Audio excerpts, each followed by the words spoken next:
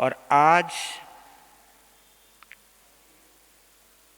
हमारे गुरुदेव श्री प्रेम सुख जी महाराज साहब की 29वीं पुण्यतिथि पर उन्हें हार्दिक वंदन करता हूँ, नमन करता हूँ। जहाँ कहीं भी वो विराजमान है उनकी कृपा बरसती रहे, ऐसी भावना भाता हूँ।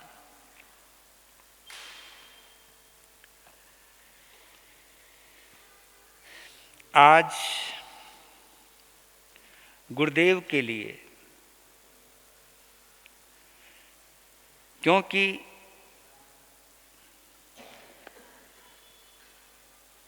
आज जो भी कुछ हूँ, जैसे गृहस्थ के अंदर बच्चे के संस्कार के लिए सारी जिम्मेवारी माता पिता के ऊपर होती है, ऐसे ही साधु जीवन में जो भी हमें संस्कार दिए जाते हैं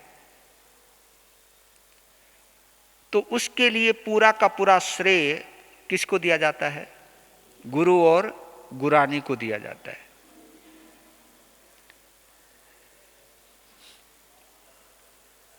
आप अपने बच्चे को केवल कुल परंपरा के लायक बनाते हो और गुरु अपने शिष्य और शिष्या को, गुरु और गुरानी अपने शिष्य और शिष्या को समाज के लायक बनाते हैं। इसीलिए वो गुरु कहलाते हैं। या यूं कहूं, किसी जीवन की शुरुआत तुम करते हो,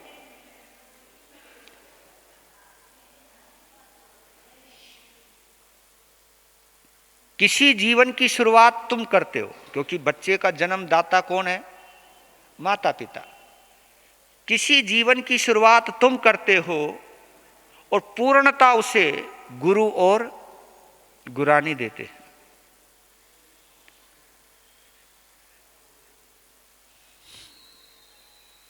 तो हृदय से वंदन कर रहा हूं और उनके चरणों में समर्पित एक गीत कर रहा हूं। आप अपने गुरु के लिए कल्पना कर सकते हो, मैं अपने लिए, अपने गुरु के लिए कर रहा हूं। मेरे गुरु को आप लोगों ने नहीं देखा, लेकिन संक्षेप में इतना कह सकता हूं, जैसे महाराष्ट्र के कनकन में गुरु आनंद बसे हैं, ऐसे उत्तर भारत में मेरे गुरुदेव का अपना एक प्रभाव रहा है। उनको मानने वाले बहुत हैं, और वो भी जात पात से अलग। जैन क्या, अजैन क्या, 36 कौम मानती है।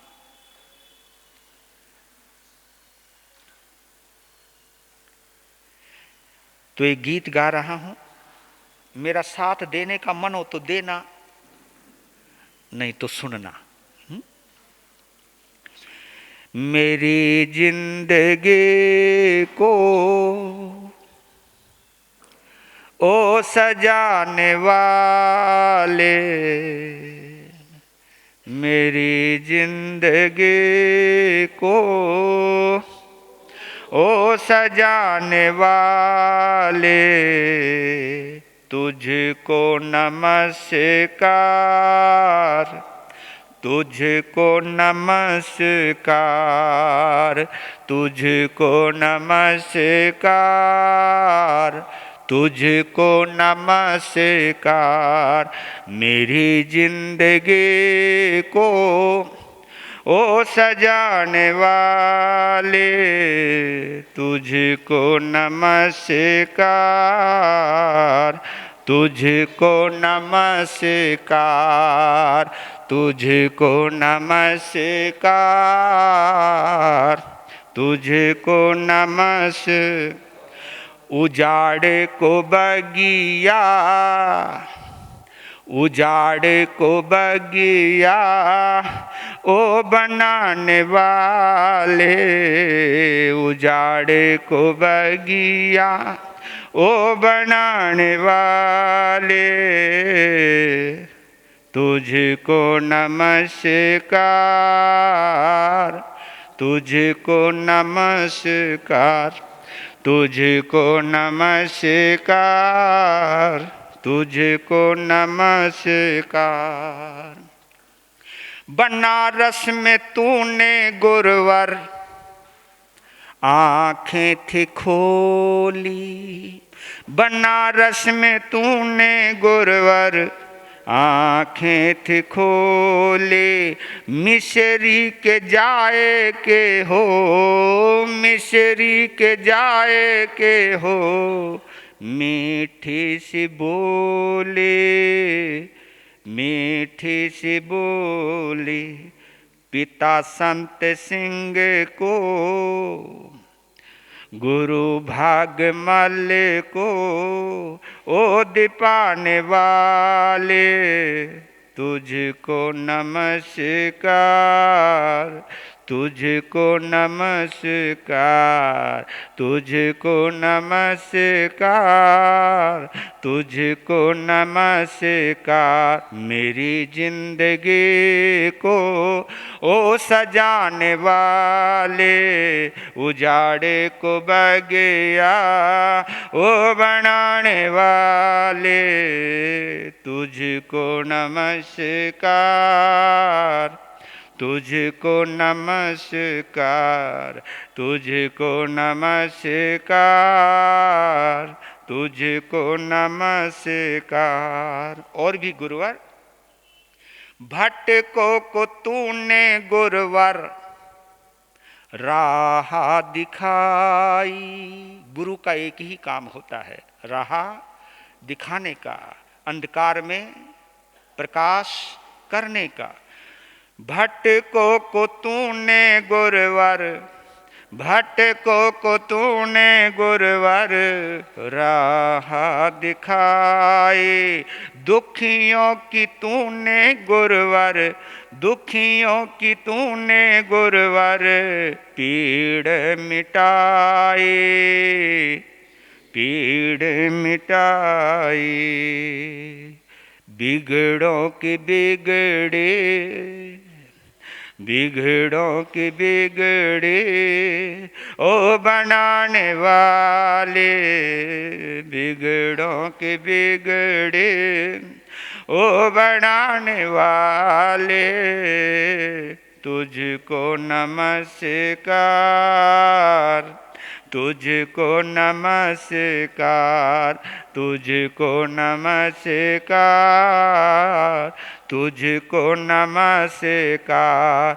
मेरी जिंदगी को ओ सजाने वाले, मेरी जिंदगी को ओ सजाने वाले तुझको नमस्कार, तुझको नमस्कार, तुझको नमस्कार, तुझको नमस्कार। मेरे गुरुदेव की एक विशेषता, अमीरी गरीबी का तूने भेद मिटाया, अमीरी गरीबी का तूने भेद मिटाया। सच्चे धर्म का तूने, सच्चे धर्म का तूने पाठ पढ़ाया, पाठ पढ़ाया। द्वेष भाव दिल से, द्वेष भाव दिल से ओ मिटाने वाले, मैत्री भाव दिल में ओ जगाने वाले तुझको नमस्कार, तुझको नमस्कार, तुझको नमस्कार, तुझको नमस्कार। मेरी जिंदगी को ओ सजाने वाले उजाड़े को बगिया, ओ बनाने वाले तुझको नमस्कार, तुझको नमस्कार, तुझको नमस्कार, तुझको नमस्कार। रविंद्र मुनि जी तेरे, क्योंकि प्रथम शिष्य हैं वो, रविंद्र मुनि जी तेरे शिष्य हैं निराले, रविंद्र मुनि जी तेरे शिष्य हैं निराले। आज बने हैं देखो, आज बने हैं देखो कुल रखवाले, कुल रखवाले। सभी शिष्यों को सेवा का पाठ ओ पढ़ाने वाले, सेवा का पाठ ओ पढ़ाने वाले तुझको नमस्कार, तुझको नमस्कार, तुझको नमस्कार, तुझको नमस्कार। मेरी जिंदगी को ओ सजाने वाले उजाड़े को बगिया, ओ बनाने वाले तुझको नमस्कार, तुझको नमस्कार, तुझको नमस्कार, तुझको नमस्कार। और भी प्रभु तेरी दया का गुरुवर ये सारा नजारा, क्योंकि मेरे गुरु मेरे जीवन में ना आए होते तो इस नज़ारे को देखने का मौका मुझे भी नहीं मिलता, जिन शासन की सेवा करने का सौभाग्य हमें भी प्राप्त नहीं होता। तेरी दया का गुरुवर, तेरी दया का गुरुवर ये सारा नजारा सभी संत भक्तों को है, सभी संत भक्तों को है तेरा सहारा, तेरा सहारा। गिरते हुओं को ओ उठाने वाले, गिरते हुओं को ओ उठाने वाले, रोते हुओं को ओ हंसाने वाले तुझको नमस्कार, तुझको नमस्कार, तुझको नमस्कार, तुझको नमस्कार। मेरी जिंदगी को ओ सजाने वाले, मेरी जिंदगी को ओ सजाने वाले उजाड़े को बगिया, ओ बनाने वाले रोते हुओं को ओ हंसाने वाले, गिरते हुओं को ओ उठाने वाले प्रेम का पाठ ओ पढ़ाने वाले तुझको नमस्कार, तुझको नमस्कार, तुझको नमस्कार, तुझको नमस्कार। बोलिए परम सेवा भावी परम पूज्य गुरुदेव श्री प्रेम सुख जी महाराज की।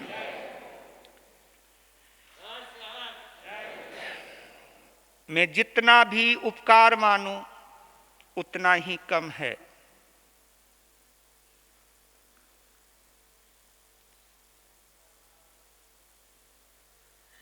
मुझे जिन शासन के लायक बनाने का श्रेय अगर किसी को जाता है तो मेरे गुरुदेव को जाता है। मैंने पिछले जन्म में कोई ना कोई ऐसा शुभ संयोग लिखवाया होगा जिसमें गुरु तो था, गृहस्थी नहीं थी। क्योंकि एक चीज जरूर याद रखना, ना तुम अपनी मर्जी से गृहस्थी बनते हो और ना हम अपनी मर्जी से साधु बनते हैं। ये भ्रांति निकाल देना कि हम अपनी मर्जी से साधु बनते हैं और आप अपनी मर्जी से गृहस्थी बनते हो। ये संयोग का खेल है। जब गृहस्थी का योग होता है तो वो गृहस्थी बन जाता है, और जिसके जीवन में साधु बनने का योग होता है वो साधु बन जाता है। अब इसमें इतराने की क्या जरूरत है और इसमें आलोचना करने की क्या मतलब है?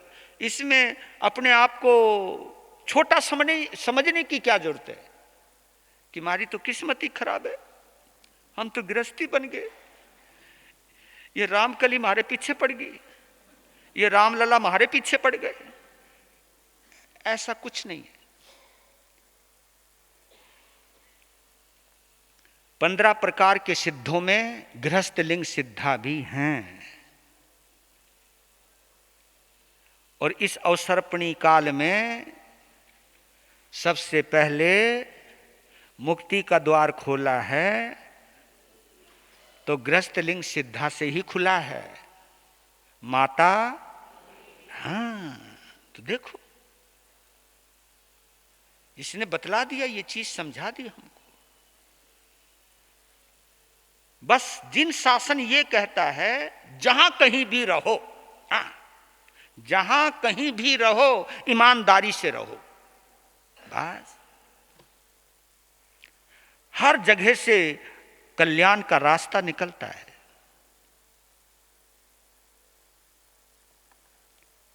कल्याण करने के लिए केवल संत बनना ही जरूरी नहीं है, कल्याण करने के लिए सरल होना जरूरी है।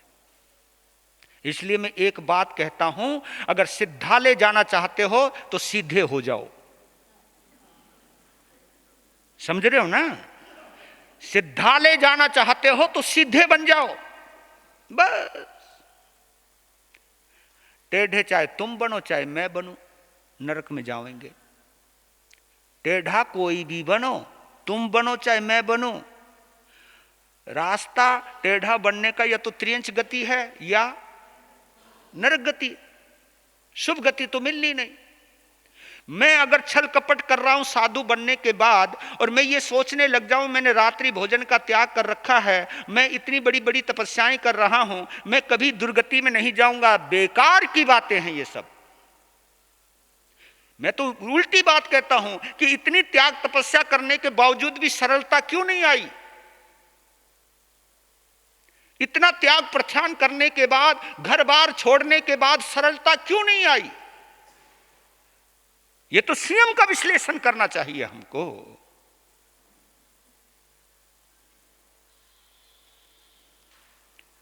तो आज गुरुदेव है,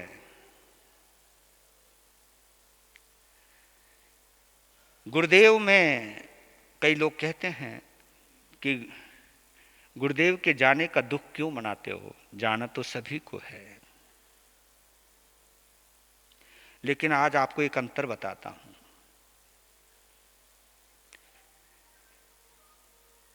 शिष्य भी जलता हुआ दीपक है और गुरु भी जलता हुआ दीपक है, लेकिन ये तो आपको मालूम ही है। शिष्य का दीपक जब बुझ जाता है तो उस दीपक को पुनः जलाने के लिए अपने गुरु रूपी दीपक के पास आता है।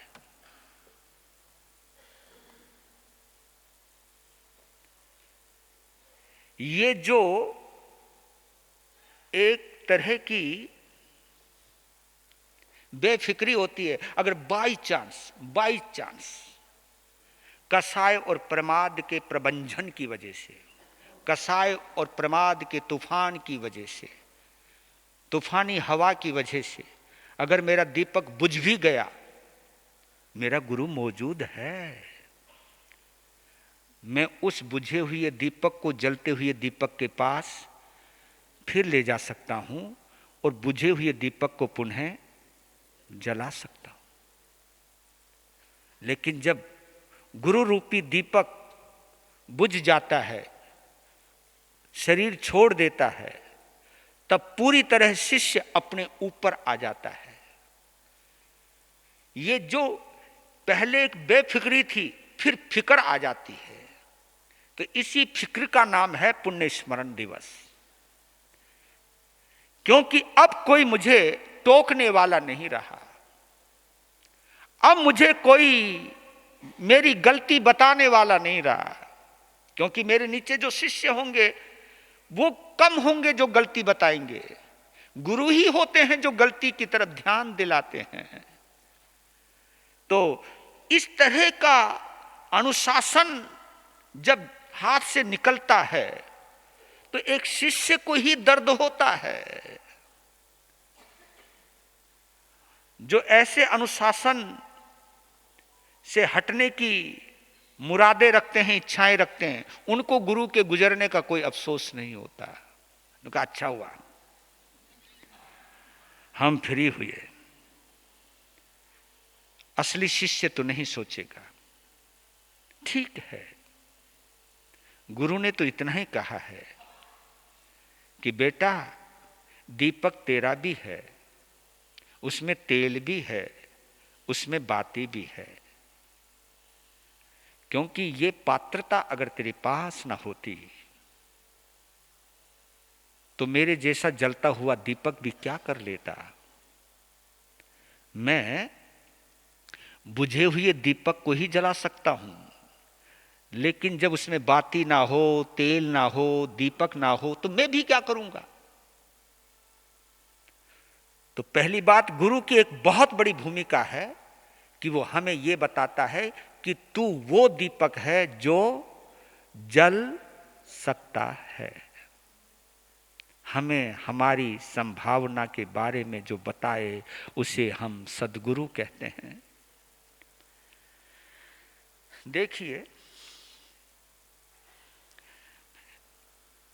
मैं अपने गुरु के बारे में मेरे गुरु ने ही बताया, उसकी वजह से मैं परम आनंद में रहा हूं। मेरे गुरु का एक बार बार एक संदेश हुआ करता था अपने शिष्यों के लिए कि तुम कहीं पर भी जाना, एक अपनी संप्रदाय को, एक अपने गुरु को किसी में जबरदस्ती मत थोपना। जैसे मैं तुम्हारा गुरु हूं, वैसे सामने वालों के भी अपने अपने गुरु हैं। कभी अपने गुरु को इसलिए बड़ा दिखाने की कोशिश मत करना कि दूसरे का गुरु छोटा नजर आए। ये बहुत बड़ी बात है।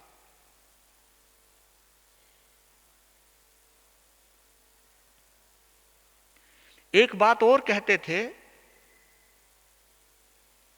कि अपने गुरु के गुण गाने कोई मनाही नहीं है। अपने गुरु के गुण गाओ, लेकिन कभी किसी के गुरु के ऊपर उंगली उठाना नहीं। आप लोगों को भी अपने अपने माता पिता का गुण गाने का हक है, लेकिन आपका यह हक नहीं है कि आप किसी के माता पिता को गालियां दो। ये आपको कोई हक नहीं है। ये बातें कहते थे और कहते थे कि बेटा, तुम्हारी सभा में कितनी भीड़ आती है इसके ऊपर कभी फोकस मत करना। तुमने कितनी तपस्याएं करवाई हैं इस पर भी कोई फोकस मत करना। तुमने समाज में कितना प्रेम बढ़ाया है इसके ऊपर फोकस करना। तुम समाज को जोड़ने का काम करना, कभी जिंदगी में समाज को तोड़ने का काम मत करना। मेरे गुरुदेव का दिया हुआ संकल्प आज तक निभा रहा हूं। मेरे गुरुदेव ने कहा था, कहीं भी जाकर के अपना ग्रुप तैयार मत करना, अपना ग्रुप तैयार मत करना। अपने अनुयायियों को भीड़ इकट्ठी मत करना। जो, क्योंकि मैं अगर आपके क्षेत्र में आया हूं, आप जिस गुरु को मानते हो, जिस गुरु के अनुयायी हो, मैं उनसे तोड़वा करके आपको अपना अनुयायी बनाऊं, तो ये तो पाप है।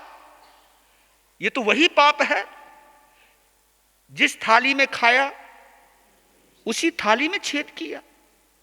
तो कहा कि जिंदगी में कभी ग्रुप तैयार मत करना, अपना विशेष भक्त मंडल तैयार मत करना। यह मत कहना कि तू हमारा है, यह मत कहना। जो जिसका है तू उसी का ही उसको बनाना। वो कहीं भटक गया हो उसी को उन्हीं से जोड़ना, अपने से नहीं जोड़ना। ये गुरुदेव के अनुभव बता रहा हूं। नहीं तो आजकल तो हो क्या रहा है, आजकल के साधु संतों के दो ही काम रह गए। जिनका क्षेत्र है वो अपने क्षेत्र को बचाने में लगे हुए हैं, जिनका क्षेत्र अपने क्षेत्र को बचाने में लगे हैं। दूसरे संत वो हैं जो उस क्षेत्र को हड़पने में लगे हुए हैं। बस मुझे तो लगता है छीना झपटी चल रही है। कहा कि इसमें कहीं पर भी तुम संभाव में नहीं रह पाओगे, तुम कभी ब्रिज नहीं बन पाओगे। तुम पुल बनने के लिए गए हो। और जिस गुरु ने जिन श्रावक श्राविकाओं को प्रथम उपदेश देकर के जिन शासन से जोड़ा है, उन गुरुओं के प्रति, उन भक्तों की, उन श्रावक और श्राविकाओं की आस्था को मजबूत करना, यही संदेश लेकर के चला हूं। और आज तक बदस्तूर जारी है। और इसी को ही मैं अपने गुरुदेव के प्रति सच्ची श्रद्धांजलि कहता हूं कि मिलते हुए सम्मान में भी अपनी खोपड़ी को कभी खराब नहीं किया। अपने प्रेमियों को देख करके कभी मैं गुमराह नहीं हुआ, ना उनको कभी गुमराह किया, ना स्वयं भटका, ना उनको भटकने का मौका दिया। इसलिए चाहे मैं हूं, चाहे मेरी शिष्य हिमानी महाराज है, चाहे रिद्धि मां है, चाहे उपाध्याय जी हैं, जहां भी जाते हैं वहां के गुरुओं की महिमा गाते हैं, उन्हीं के प्रति लोगों को जोड़ते हैं। यही जुड़ाव करने के लिए काश हम सभी साधु संतों में ये भाव रहे होते तो समाज की व्यवस्था कभी डगमगाती नहीं।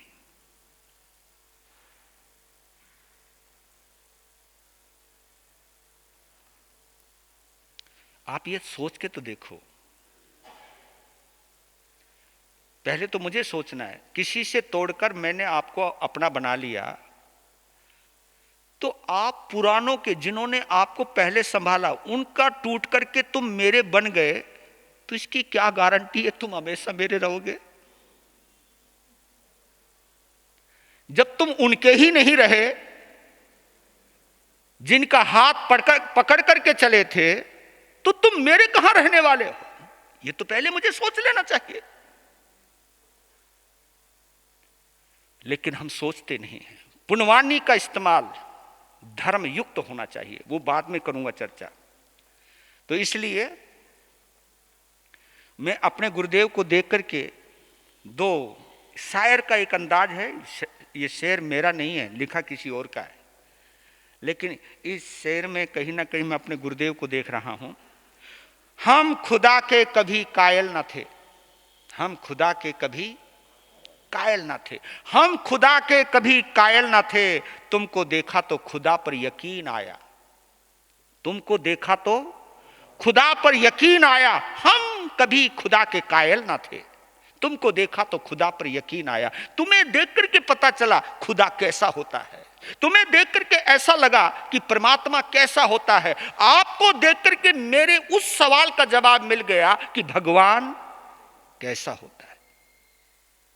क्योंकि बाइबल का एक शब्द बड़ा प्यारा आता है, God created man on his image, God created man on his image. भगवान इंसान को अपनी सूरत में बनाता है। भगवान कहता है कि मैं दिखाई तो नहीं दूंगा, लेकिन मुझे कहीं देखना चाहते हो तो इंसान में देख लेना।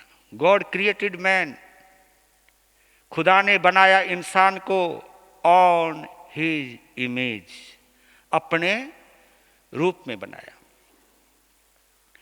मैं बहुत बड़ी व्याख्या करूं या ना करूं, उनके जीवन की शुरुआत, हर जिंदगी की शुरुआत होती है, हर जीवन की शुरुआत होती है और हर जीवन का अंत भी होता है। इस शरीर की दृष्टि से उनका जन्म बनारस में हुआ, जिसको काशी भी कहते हैं, बनारस भी कहते हैं, वाराणसी भी कहते हैं। जाओ, है ना, वाराणसी तो एक शुद्ध रूप है, नहीं तो पहले बनारस, और खाई के पान बनारस वाला है। वो पान बनारसी नहीं होता, बनारस का पान, बनारस की साड़ी। हाँ, तुमको बनारस की साड़ी बड़ी प्रसिद्ध है,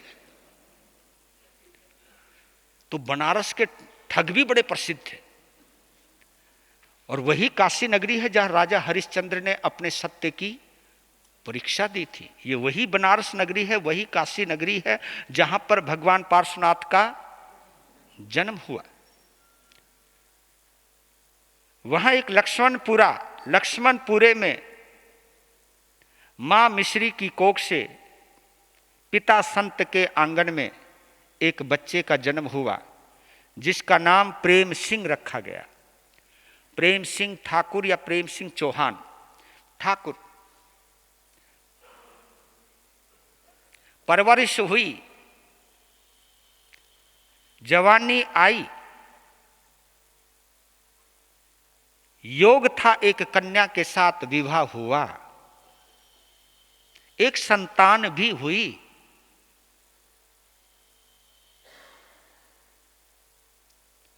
वहां की जिम्मेवारी, ये देखिए, ये जो खेल चलते ना किस्मत के, बड़े गौर से देखा करो आप। जहां जहां जितना जितना जिसके साथ जो योग और संयोग रहता है, वो वहां पर उतनी देर ही टिकता है। मैं इसके लिए एक एग्जाम्पल देता हूं। जब आप कोई फिल्म देखते हो ना, तो वहां हर पात्र को कितनी देर अपना रोल अदा करना है, वो उसी फिल्म पर उतनी देर ही नजर आता है, राइट। जब कई रोल तो इतने होते, नाच गाने में ही नजर आते, वो उसके बाद नजर ही नहीं आते। तो हर किसी की भूमिका है, कौन सा पात्र कितनी देर तक रहेगा, ये चित्रपट हमको बहुत अच्छे ढंग से समझा देता है। वही जो फिल्म है, ये जिंदगी की फिल्म है। किसको किसके साथ कितनी देर रहना है, ये सब डिसाइडेड है। हाँ, सच कहता हूं, ये जो हमारी लाइफ है ना, जो जिंदगी है, इसको मैं एक नाम देता हूं, प्रिंटेड बुक। क्या नाम है? ये जिंदगी एक प्रिंटेड बुक है। किस पृष्ठ पर क्या लिखा है, ये पन्ना, हर पन्ने की अपनी एक कहानी है। जो बात जिस पन्ने पर लिखी है, वो उसी पन्ने पर लिखी है। और जब कोई बात नहीं रह जाती हमारी जिंदगी में, कोई बात, जब सब बातें खत्म हो जाती है, तो किताब बंद हो जाती है। उसका नाम है मृत्यु, उसका नाम है किताब खत्म। और पीछे क्या लिखा रहता है? इति श्री। और तुम भी लिखते हो श्री, जब लास्ट में उठाना करते हो, क्या लिखते हो? बस वो इति नहीं लिखते तुम, इति श्री। क्यों नहीं लिखते बताओ? इति श्री इसलिए नहीं लिखते क्योंकि इति श्री केवल निर्वाण को बोलते हैं। यहां पर इसलिए ये चैप्टर बंद हो गया और वो चैप्टर कहीं और खुल गया। इसलिए जो केवल ज्ञानी होते हैं उनका निर्वाण होता है, और जो छद्मस्त होते हैं उनका निर्माण होता है। इतना समझ लेना।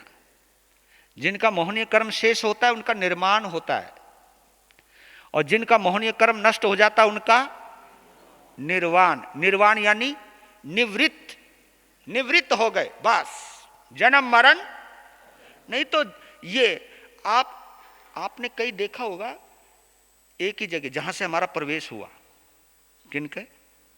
नाहर जी के घर से। वहां तीसरी बार या चौथी बार कंस्ट्रक्शन हो रहा है, तीसरी या चौथी बार उसका कंस्ट्रक्शन हो रहा है। इसको पुनर्निर्माण कहते हैं, पुनर्निर्माण। तो हमारी जो मृत्यु है ये पुनर्निर्माण है। यहां खत्म हो गए, दूसरी जगह ट्रांसफर हो गए, बस। तो शादी हुई, बच्चा हुआ, और देखिए बच्चा हुआ, बच्चा केवल 1 साल का हुआ, बच्चा मर गया, बच्चा मर गया। 1 साल में मां अपने बच्चे के लिए इतनी पागल हो गई, उसके मरने का दुख वो झेल ना पाई, उसने कुएं में कूद के सुसाइड कर लिया। अब देखा जिंदगी किस तरह बदलती है। अभी 3 जीव नजर आ रहे थे, पति पत्नी और उनके गोद में खेलता हुआ बच्चा। इधर बच्चा गया, बच्चे के गम में मां गई, और पति के जीवन से पत्नी गई, और गुरुजी हमारे अकेले रह गए। और वो झंझना के रह गए। वो सोचने लगे ये हुआ क्या। यार कमाल है, ये हुआ क्या।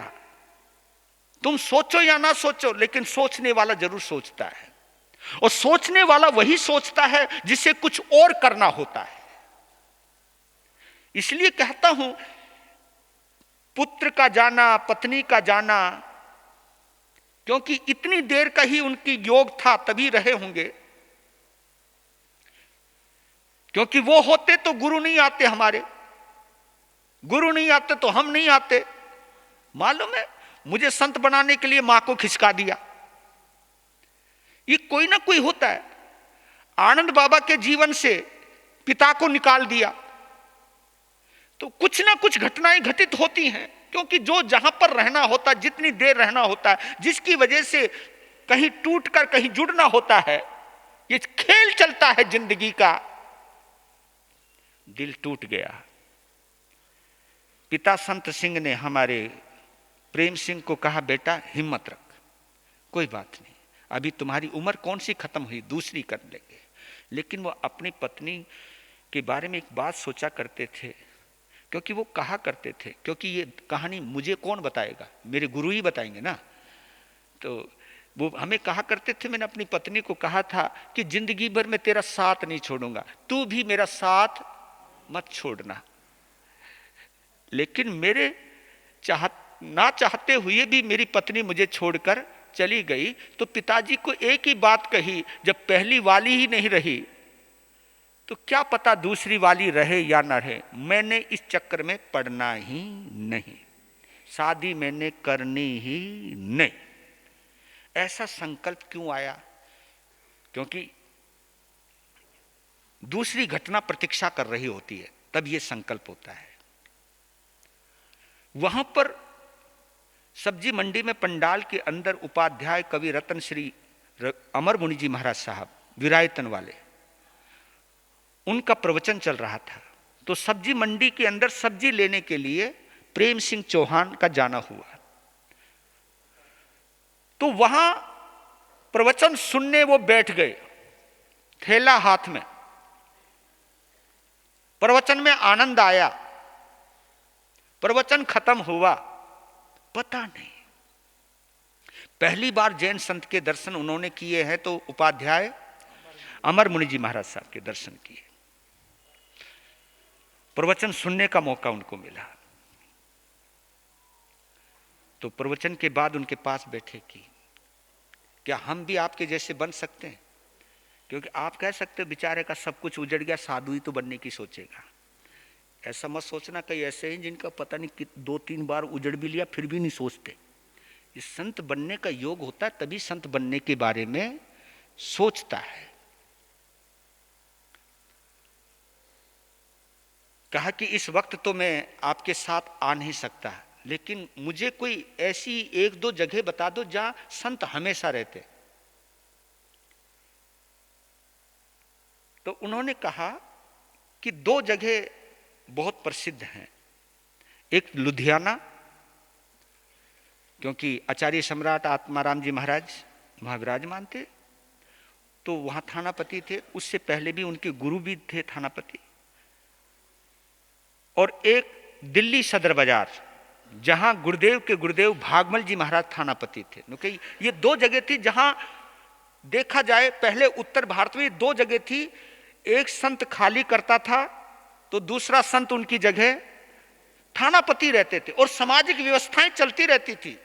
आचार्य आनंद ऋषि जी महाराज साहब भी वहां गए हैं, उनके लिए खुद नीचे उतर करके आए भागमल जी महाराज। तो ये दो जगह हैं, इन दो जगह का नाम लेकर के लिख करके आ गए। बस आज एक बार जिक्र कर दिया कि मैं साधु बनना चाहता हूं। पिता ने वही कहना था, तेरा दिमाग खराब है, बाबा बन के करेगा क्या? नुके जी मैं बाबा नहीं बनना चाहता। बाबा समझ गए तुम? मैं क्योंकि सनातनी थे तो बाबा ही में आता है। क्योंकि मैं बाबा नहीं बनना चाहता, मैं जैन संत बनना चाहता हूं। इतना सुनती और खबरा और दिमाग खराब हो गया। क्योंकि जो कट्टरवाद होता है ना बाबू, ये बड़ा जबरदस्त होता है। तुम्हारे अंदर भी वैराग आ जाए तो तुम कहते हो कि मैंने वहां बनना है तो वहां बनना, और ये दूसरी संप्रदाय में नहीं बनना है। ऐसा होता है, इसमें कोई बात नहीं। तो पिताजी ने कुटाई कर दी, उनकी कुटाई कर दी, कमर कुमर सिद्धि करी, बैठ गए। पर लेकिन मन में सोच लिया, पता नहीं। देखिए, जब बिछुड़ना होता है तो उन्होंने कुछ पैसे निकाले पिताजी की जेब से कुछ महीनों के बाद, और चुपचाप घर छोड़कर निकल लिए। हाँ, रेलवे स्टेशन पे पहुंचे, दिल्ली की ट्रेन पकड़ी, बैठे और पहुंच गए सदर बाजार। ये देखो, आप लोग क्या समझते हो? ये देखिए, कोई चीज, कोई कहीं पर भी बैठा हो, जिसको जिसके पास जाना है वो बंदा वहां पर पहुंच ही जाता है। हाँ, हम लोग सोचते हैं कि मैंने बुलाया, तुम सोचते हो कि मैं इनके पास आया। अरे काहे को झंझट में पड़ते, ना मैंने बुलाया ना तुम आए, बीच में कोई है जो तुम्हें हम तक और हमें तुम तक लेकर आया।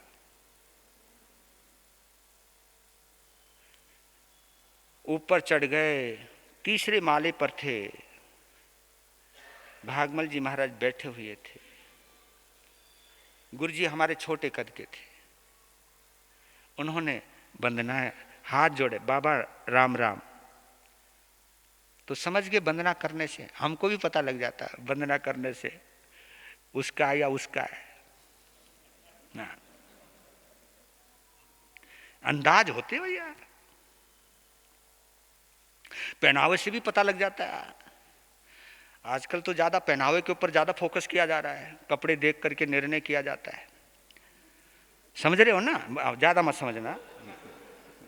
और ये सभ्यता वर्तमान सत्ता ने सिखाई है और किसी ने नहीं सिखाई।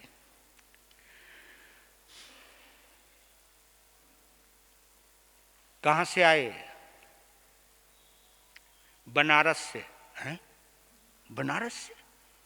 क्योंकि हमारे दादा गुरुदेव हरियाणा के थे। बनारस से? और जी कान खड़े हो गए, क्या बोला? बनारस से। अरे बनारस के तो ठग होते हैं। ठग समझते हो? हाँ, ठगने वाला। तो गुरुजी ने कहा कि जैसा भी हूं आपके पास हूं। यहां का पता किसने दिया? फिर उन्होंने नाम लिया उपाध्याय। और उनके दर्शन किए तुमने? निजी प्रवचन भी सुना? हाँ, बैठ जा। तो उस वक्त एक श्रावक जी थे, इस समय उनका नाम भूल गया, बहुत उत्तम श्रावक थे, मैंने उनको बड़ी नजदीकी से देखा है।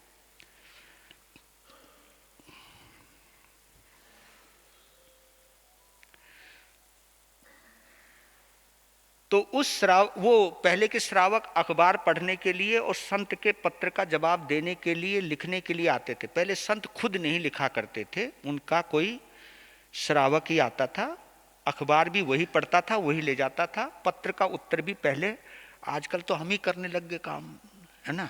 अब तुम तो हो गए बिजी, है ना, तो अब हम करने लग गए, पहले ये होता था। तो उन्होंने कहा कि इसको दोपहर का भोजन कराने के लिए मैं ले जा सकता हूं क्या? तो पहले घरों में भोजन करते थे, हाँ ले जाओ। तो वो ले आए, परीक्षा हो गई जी। उन्होंने उस दिन घिया की सब्जी, भोपले की सब्जी बनाई और उसमें मिर्च डाल दी। और गुरु ने जाते जाते कहा था कि देख प्रेम, भोजन झूठा छोड़ना नहीं। हाँ, और वो जो सब्जी में, भोपले की सब्जी में, घिया की सब्जी में मिर्च डलवाई गई, जानबूझ के डलवाई गई, क्योंकि बंदा इतनी दूर से आया तो देख लेते हैं। क्योंकि संत बनने के लिए दो चीजें बड़ी नजर वाली रहती, ये श्रावक ही कर सकते, कोई नहीं कर सकता है।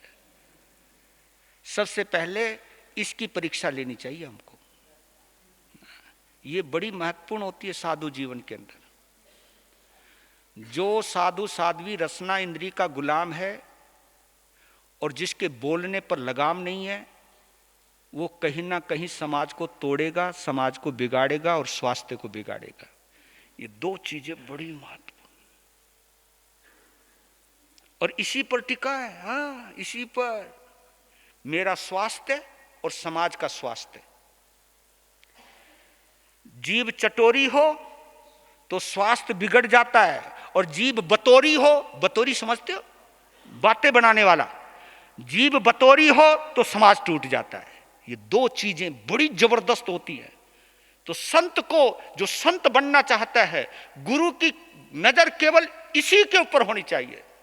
सिखाना सुखोना बाद में, पहले ये फोकस कर ले इसकी जीभ कैसी है, ये बोलने में कैसा है और खाने में कैसा है। खाने में अगर चटोरा है, चटोरी है, तो बीमार रहने वाला है, और बोलने में जबान पर कोई लगाम नहीं है, तो समझ लेना ये समाज को कभी जोड़कर रखने वाला नहीं होगा। दो चीजों पर फोकस करनी चाहिए। और उन्होंने उस भोजन को जब किया, मिर्च भी लगी, लेकिन मजाले चेहरे पर कुछ भी भाव आए हो, चेहरे पर कुछ भी भाव आए हो। चुपचाप खाई और आराम से, जबकि हो सकता है बालों के अंदर पसीना आ रहा हो, क्योंकि जब मिर्च खावे तो पसीना आवे है, लेकिन चेहरा जब बतावे, जब यूं खावे, यूं यूं करे ना, तो समझो बेचारा मजबूरी में फंस गया। ऐसा कुछ नहीं किया, खाए हो, उठे, पानी पियो, चले आए। शाम को वो बाबा जी फिर आ गए, वो बाबा जी फिर आ गए शाम के भोजन के लिए। अगर मेरा जैसा होता न, उत्ते रखी, ये फिर आ गए हो, आज फिर वहीं जाना पड़ेगा। लेकिन शाम को कहा कि शाम का भोजन भी मैं ही कराऊंगा। शाम के भोजन में वही भोपले की सब्जी, नमक ठूस दिया, नमक ही नमक। वो भी बड़े आराम से खाया, वापिस चले आए। दूसरे दिन अखबार पढ़ने और पत्र का जवाब देने के लिए वो श्रावक गुरु भागमल जी के पास आए। पूछा, वो जो बनारस का लड़का आया है, उसने कुछ कहा? नहीं कहा, क्या मतलब? उसने तो कुछ नहीं कहा, कुछ नहीं कहा। गुरु महाराज, साधु बना लो, साधु बना लो।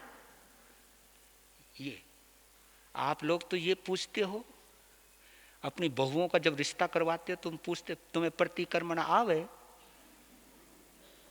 तुम्हें ये आवे? ये प्रतिक्रमण आने की वजह से घर बचेगा या मीठा बोलने की वजह से घर बचेगा? आप केवल प्रतिक्रमण और पाठों के ऊपर फोकस करते हो। आप ये देखो कि बेटा अगर ऐसी परिस्थिति आ जाए तो तू इस परिस्थिति का कैसे सामना करोगी, ये पूछा करो आप। और उसका क्या जवाब आता है, वो जवाब नहीं उसका चरित्र है, वो जवाब नहीं है उसका आचरण है, वो जवाब नहीं है उसकी अंतर का दिग्दर्शन है, अंदर का नजारा है। लेकिन आजकल तो लोग देखते तेरी डिग्री कितनी है, तेरा चेहरा कैसा है, तेरी जॉब कैसी है, यही देखते हो ना आज लोग। इसका मकान कैसा है, इसका घर कैसा है, इसके बाप के पास पैसा कितना है। अरे यार क्या देखते हो तुम लोग।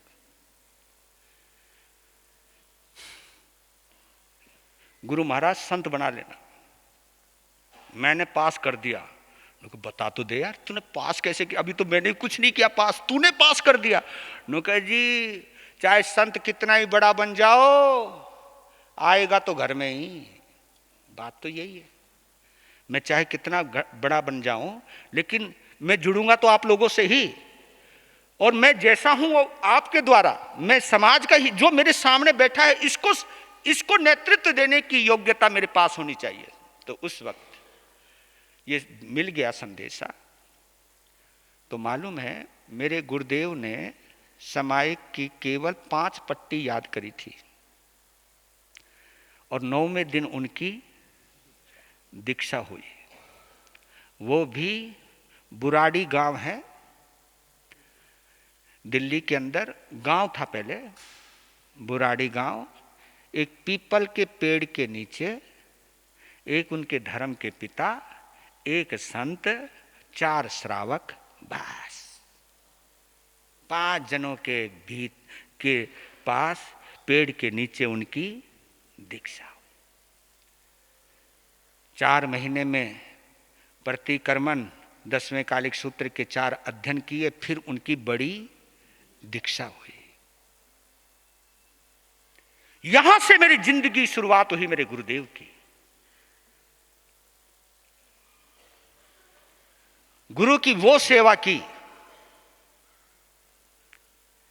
1971 में गुरुदेव का साया ऊपर से उठ गया, लेकिन उससे पहले आपको बतला देता हूं। 1962 में आचार्य भगवान आनंद ऋषि जी महाराज साहब 62 या 63 का मुझे जहां तक समझता हूं, उनकी आचार्य पद कब मिला था आचार्य आनंद बाबा को? 1962 में अजमेर सम्मेलन के अंदर हुआ था। वहीं पर उनकी आचार्य पद की घोषणा और चादर भी वहीं पर हुई थी। तो उसके बाद उनका आचार्य पद बनने के बाद, आचार्य सम्राट बनने के बाद पहला चतुर्मास जयपुर में हुआ आनंद बाबा का। तो उधर से पंडित शुक्लचंद जी महाराज उस चतुर्मास में उपाध्याय कवि अमर मुनि जी महाराज आचार्य आनंद ऋषि जी के साथ जयपुर में ही थे। तो शुक्लचंद जी महाराज, आपने शुक्लचंद जी महाराज को तो नहीं देखा, लेकिन इतिहास के श्री प्रवर्तक श्री सुमन मुनि जी महाराज साहब को तो आपने देखा ही है, सुमन मुनि जी। तो सुमन मुनि जी के साथ गुरु भागमल जी ने गुरु प्रेम से हमारे गुरुदेव को उनके साथ भेजा, जा आचार्य के पास चतुर्मास करने का मजा लो, आनंद लो। मैं जा नहीं सकता और वो जब तक यहां दिल्ली आएंगे पता नहीं मेरा आयुष्य रहेगा या नहीं रहेगा, आप जाओ। तो गुरु के आज्ञा लेकर के जयपुर आए और वहां पहले दर्शन किए आचार्य भगवान आनंद ऋषि जी के, और उसी में वो उनके दीवाने हो गए थे। अपने गुरुदेव के बाद अगर किसी को भगवान की तरह माना है तो मेरे गुरुदेव ने आनंद बाबा को माना है। उन्होंने कभी अपने गुरुदेव की जन्म जयंती नहीं मनाई, बल्कि आनंद बाबा की जन्म जयंती वो 5-5, 6-6 दिनों तक मनाया करते थे। उत्साह, स्पेशल तैयारी किया करवाते थे। तो वहां उनके दर्शन हुए, उनके सानिध्य में। उस वक्त आदर्श नगर में लाल भवन के अंदर आचार्य भगवान का चतुर्मास था। आदर्श नगर में पंजाबियों का श्री संघ है, जहां पर शुक्लचंद जी महाराज, सुमन मुनि जी महाराज, उस वक्त उनके साथ लाल भवन के अंदर उत्तर भारतीय प्रवर्तक भंडारी श्री पदमचंद जी महाराज, आपने वरुण मुनि जी को तो देखा है, वरुण मुनि जी का तो चतुर्मास हुए हैं। वरुण मुनि जी के उनके गुरुदेव उत्तर भारतीय प्रवर्तक गुरुदेव श्री अमर मुनि जी महाराज, आप श्री को दीक्षा मंत्र देने वाले, वो भी अमर मुनि जी महाराज। उनका कंठ कला बड़ी जबरदस्त थी, लेकिन कभी प्रवचन नहीं दे पाते थे। तो उस वक्त आचार्य भगवान को कुछ ऐसी बीमारी हुई जिसके अंदर उनको खून चढ़ना था, आनंद बाबा को। तो सभी संत तैयार हो गए, मेरे गुरुदेव भी आ गए, छोटे से कद के थे गुरुदेव आ गए, और ये भावना भारे थे गुरुदेव को मेरा खून चढ़ना चाहिए, मेरा खून चढ़, सभी भावना भारे थे। तो उस वक्त खून चढ़ा था हमारे उत्तर भारतीय प्रवर्तक वाणी भूषण अमर मुनि जी महाराज साहब का, और वो रक्तदान दिया आनंद बाबा को। और उसके बाद वाणी भूषण श्री अमर मुनि जी महाराज साहब का जो नाम बढ़ा है, प्रवचन के अंदर जो महिमा बढ़ी है, उसके बाद बढ़ी है। तो गुरुदेव कहते थे मेरा एक सपना था मेरे आनंद बाबा, लेकिन हमारा ग्रुप नहीं मिला जिसकी वजह से हमारा, लेकिन कोई बात नहीं, खून बेशक ना गया हो लेकिन मेरे खून में आनंद बाबा रहते हैं। समय आपका हो रहा है, बस फिर सफर सिलसिला चलता रहा। 1971 में गुरुदेव से बिछोड़ा हुआ, 1971 1971 4 मार्च के दिन गुरुदेव भागमल जी महाराज साहब का स्वर्गवास हुआ। यानी मेरे गुरु के ऊपर से गुरु का साया उठ गया। 3 साल तक मेरठ के अंदर हमारे उत्तर भारतीय प्रवर्तक शांति स्वरूप जी महाराज साहब, जो हमारे भीष्म पितामह गुरुदेव श्री सुमति प्रकाश जी के गुरुदेव थे, उनके सानिध्य में 3 साल रहे। और फूलचंद जी महाराज जो शांति स्वरूप जी के बड़े भाई थे संसार पक्ष से, ये तीनों पिता पुत्रों ने दीक्षा ली। खूबचंद जी महाराज, फूलचंद जी महाराज और शांति स्वरूप जी महाराज, उनके चरणों में 3 साल बिताए। और 2 साल हमारे शिवाचार्य भगवान ने, जब वो केवल सामान्य संत थे, तब उन्होंने भी उनके चरणों में उस समय बिताया है। तो मैं कभी कभी समानता देखता हूं कि वहां से गुजरी है लीला, और वहीं पर फूलचंद जी महाराज संघ संरक्षक फूलचंद जी महाराज, उनकी बड़ी कृपा मिली मेरे गुरुदेव को, और वहां से जीवन चला। फिर उनके शिष्य एक बने, फिर समय की वजह से वो संत बाना छोड़ गए, लेकिन उससे पहले दूसरे संत बन चुके थे, जिनका नाम रत्नेश मुनि, मेरे गुरुदेव के पहले शिष्य विजय मुनि हुए। रत्नेश मुनि के बनने के बाद विजय मुनि चले गए, और फिर उसके बाद दीक्षा हुई इंद्रपुरी, जहां पर उपाध्याय रविंद्र मुनि जी का दीक्षा हो रही है। 1978 के अंदर उनके चरणों में 11 अक्टूबर 1978 में उपाध्याय, जो वर्तमान में उपाध्याय श्री रविंद्र मुनि जी महाराज साहब की दीक्षा हुई, और उनके रथ में मुझे भी बैठने का मौका मिला। वैसे वैराग्य काल मेरा उपाध्याय रविंद्र मुनि जी से 2.5-3 साल ज़्यादा है, मैं उनसे पहले आया हुआ हूँ, लेकिन क्या करें, बबुआ था ना, बबुआ समझते ना, हम 10-11 साल के थे तो हमारी दीक्षा नहीं हुई, नहीं तो हम बहुत जोर लगाया कि हमारी दीक्षा करो। पर लेकिन उस वक्त उपाध्याय रविंद्र मुनि जी महाराज साहब की दीक्षा हुई, उनके साथ मुझे बैठने का मौका मिला, और आज वहाँ पर उनका दीक्षा के बाद प्रथम चतुर्मास हो रहा है उपाध्याय रविंद्र मुनि जी का। तो समय बीतता गया, फिर हमारी दीक्षा हुई 1980 में, 78 में, 11 अक्टूबर 1978 में उनकी दीक्षा हुई, 18 फरवरी 1980 में हमारी दीक्षा हुई, और 1984 22 जनवरी को मेरे गुरुदेव के तीसरे शिष्य, राष्ट्र संत, प्रभावशाली संत, उत्तर भारत में जिनका डंका बजता है, हमारे उपेंद्र मुनि जी महाराज साहब, वो तीसरे शिष्य के रूप में उनकी दीक्षा हुई। हम इस प्रकार गुरुदेव के 3 शिष्य हैं। और 1997 6 अगस्त के दिन 8:15 बजे दिन बुधवार को हमारे गुरुदेव का स्वर्गवास हुआ। प्रेम भवन क्रोल बाग के अंदर, वहीं पर उनको सम्मान मिला था, परम सेवा भावी का पद मिला था। जैन धर्मोपदेष्टा गुरुदेव श्री फूलचंद जी महाराज साहब की सेवा करने के बाद, और उसके बाद सिलसिला चला। फिर 1 से 2 हुए, क्योंकि जब मेरी दीक्षा हुई, आपको बताओ, मेरी दीक्षा भी पेड़ के नीचे ही हुई। पेड़ के नीचे हुई। और मेरी दीक्षा में बस इतना है, 60-70 लोग थे, इतना ही कह सकता हूँ। 60-70 लोग थे मेरी दीक्षा में। पटौदी के अंदर, जंगल के अंदर मेरी दीक्षा हुई। मेरे गुरुदेव कहते थे कि मेरी जैसी दीक्षा कौन लेगा, तब मैं कहता था मैं लूंगा।